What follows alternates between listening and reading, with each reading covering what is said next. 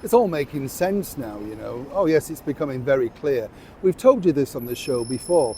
It's been very difficult, as one can imagine now, for Prince Harry because, let's be honest, it's taken him a long time to see the light.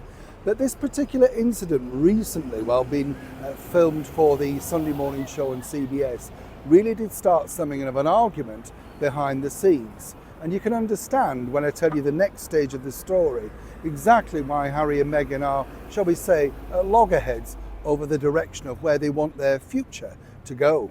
As ever, let me explain. Morning, good to see you. Thank you so much. Are you all right? Nice to have your company today, whatever you're doing. And welcome one and all brand new subscribers. Nice to have your company. Have you been around Parliament? It's nice, isn't it? I like the tour. Have you been on the tour? Yeah, a bit pricey, but you know, once in a lifetime treat, I would imagine. And just nice to go in these places and think, is this where the action happens? Is this where they all fall out? Is this where careers end? You're looking at me for?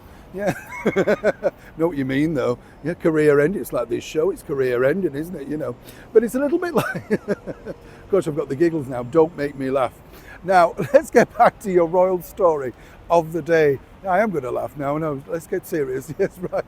Now, it's interesting because, as we all know, there was a definite friction, wasn't there, between Harry and Meghan on that show where, you know, she kept clutching his leg like he was a side of ham and she wasn't letting go of it after winning it at a raffle. It all becomes a bit tedious. And I know those tricks from working in the pop industry. We always used to tell the girls in the pop groups, you know, make sure you touch each other, hold hands, smile, look like you're the best of friends. Behind the scenes, they loathed one another. They were all vying for the top spot, bit of longer on the album, lead song, you name it. So I can see all the tricks, trust me, as they're played out. Meghan thinks she's a clever actress. I see you, sister. I can understand. And you can understand why Prince Harry was clearly wanting to keep this low key. According to a well-placed source, as ever, allegedly, he didn't want that story in. Oh no, you know, this story, that's right, the one about Meghan's own personal, shall we say, terrible dark moment, you know, the one that apparently manifested at the Royal Albert Hall where she was crying throughout the performance, even though, you know, it doesn't seem to be like that when you look closely at the video. But then again, could be me, maybe it's cataracts, who knows. But on a more serious note, this was the problem. And he didn't want it in the video because he didn't want the story to come up.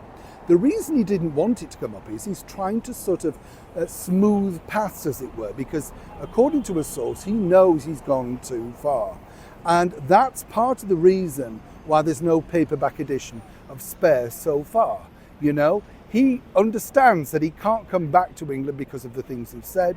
He's stupid in himself by saying things on tabloid tales about how he believes that's been part of the problem for his rift. He's trying to blame that on the tabloids to move the thing away from him.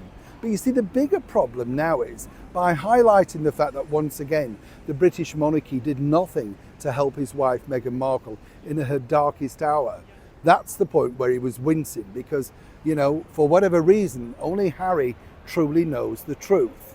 And what he's been trying to do, and I think this is where it becomes interesting, is he would like to make some kind of formal move back. I don't mean permanency, but, you know, try and get some sort of communications going.